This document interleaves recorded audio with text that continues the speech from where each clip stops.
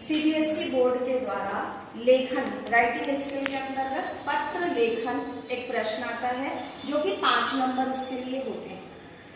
इसको अगर आप सीबीएसई में क्या होता है कि पूरा स्टेप मार्किंग होती है, मतलब हर एक फॉर्मेट आपने पता लिखा तो उसके नंबर, विषय लिखा तो उसके नंबर, उनको संबोधन लिखा तो उसके नंबर, फिर बीच में जो विषय वस्तु लिखी उसके नंबर और अंत में समापन पर भी अंक होते हैं, है ना। तो ऐसे अंक बटे हुए होते हैं।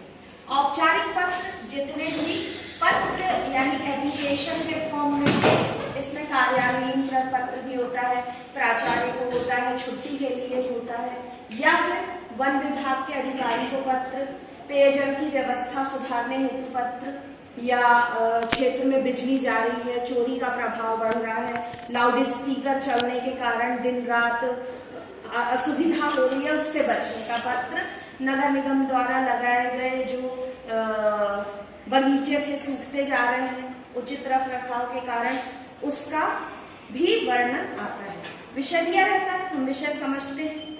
यहाँ पर सबसे बड़ा एक हमारे दिमाग में एक बात आती है कि किसको हम अपना पता लिखें और किसको ना लिखें, है या ना, आती है। तो पहली चीज, जब आप विद्यार्थी हैं, स्कूल के प्राचार्य को पत्र लिख रहे हैं, तो प्राचार्य के लिए आपकी पहचान है क्लास 10 थे, 10th बी, 10th सी, मतलब फेस टू फेस हो रहे हैं, प्रिंसिपल से मिल सकते हैं, प्रिंसिपल आपको जानता है मेरे स्कूल का बच्चा। या कोई व्यक्ति अगर अपने ऑफिस में बॉस को पत्र लिख रहा है तो वो जानता है, क्यों? क्योंकि फेस टू फेस हो रहे हैं, मिल रहे हैं। लेकिन अननोन पर्सन जैसे नगर निगम का अधिकारी, उसको क्या पता कि आप किस एरिया में रहते हैं। जैसे एसपी ऑफिस, कलेक्टर या जल विभाग अधिकारी, विद्युत व्यवस्था सुधारने हेतु, भाई उन्हें नहीं पता कि समस्या किस क्षेत्र में है। तो सबसे पहले अपरिचित, जिससे आप फेस टू फेस ना हो, उनके लिए अपना पता, फॉर्मेट बता रही हूं, अपना पता, फिर उनका जो भी विषय दिया है, तो सेवा में वन विभाग अधिकारी या जल अधिकारी, स्थान का नाम, फिर दिनांक, उसके बाद विषय, फिर संबोधन, महोदय,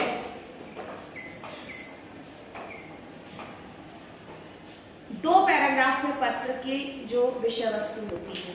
पहली में समस्या का उल्लेख, पत्र की जो विषय वस्तु है यानी जो कंटेंट है वो 2 पैराग्राफ में होगी।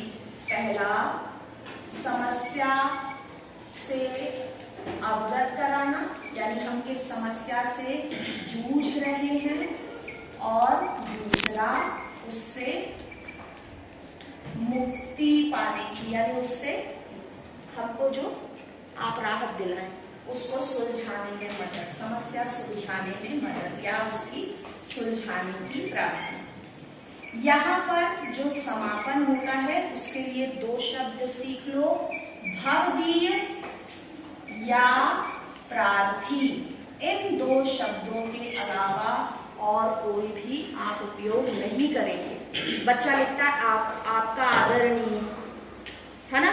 तो क्या सीखा हमने कि औपचारिक पत्र में विषय आएगा, लिखना ही है। क्लियर हो गई बात। दूसरा, अनौपचारिक पत्र। अनौपचारिक पत्र यानी शुभकामना दे दी, चाचा जी ने घड़ी भेजी उसकी बधाई दे दी, या मित्र परीक्षा में बोर्ड में सफल हुआ उसकी बधाई दे दी, या और कैसे विषय आते हैं, जन्मदिन की बधाई दे दी। तो वहां का जो फॉर्मेट होता है अपना पता। अब अपना पता में सीबीएसई बोर्ड ये भी कहता है कि आप अपने से संबंधित कोई भी चिन्ह इस उत्तर पुस्तिका में नहीं छोड़ेंगे। तो वहां के लिए सीख लो परीक्षा भवन, ये एक बार रटना है सिर्फ और ये हमेशा काम आएगा। परीक्षा भवन डैश डैश डैश, स्थान का नाम और शुरू कर दिया। अब विषय हमको कैसे संबोधन करना है, तो अगर दोस्त है तो प्रिय है, भाई बहन है तो प्रिय है ना। अगर कोई बड़े हैं तो आदरणीय है, चाचा जी, दादाजी, पूजनीय, पिताजी। ये आया। शुरुआत की 2 लाइनें रट लेनी है। मैं यहाँ कुशल हूँ, आशा करता हूँ आप भी परिवार सहित कुशल पूर्वक होंगे, है ना। आपका पत्र मिला, मैं या आपका उपहार मिला, उससे मैं बड़ा खुश हुआ।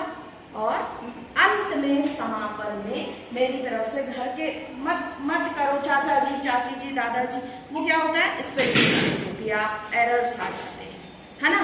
तो अंत में रट लो बिल्कुल। अंत में मेरी तरफ से सभी बड़ों को प्रणाम, छोटों को स्नेह। सामान्य सी लाइन है, बड़ों को प्रणाम, छोटों को स्नेह। अब यह रिलेशन इमेजिन करो आप अपने घर में। चाचा जी का मैं बेटा, पिताजी का मैं बेटा, दादाजी का पोता, तो मित्र का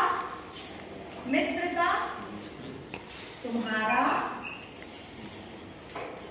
प्रिय मित्र। काय के लिए दोस्त है और नाम में ग। अब बहुत ही इंपॉर्टेंट बात जो याद रखनी है, यहाँ कहीं पर भी आपको विषय दिखा नहीं लिखा, तो अनौपचारिक पत्र में विषय नहीं लिखा जाता। अनौपचारिक पत्र में विषय नहीं, ये याद रखना। अगर ये लिख दिया तो -1 हो गया, ये वाला टॉपिक खत्म।